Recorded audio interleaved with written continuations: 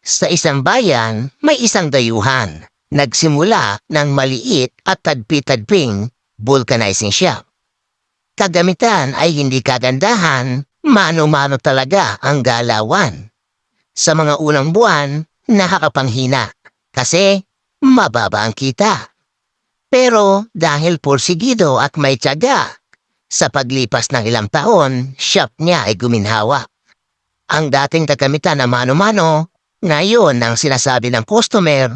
Wow! Ang lupit ng gamit nyo.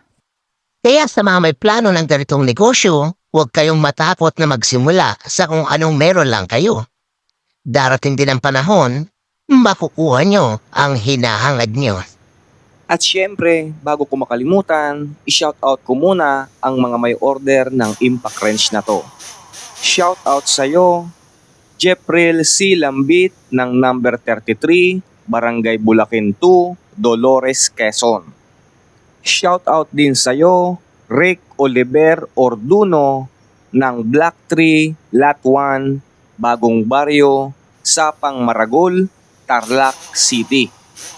At meron pang isa, shoutout din sa'yo, Nicolas Camba ng Zone 4, Arwas, number 463, May Talyer, Bani, Pangasinan.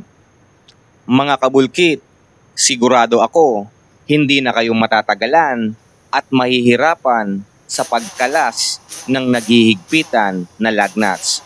Muli, maraming salamat dahil ang Wheeler Power Tools ang pinili niyong makatuwang sa hanap buhay.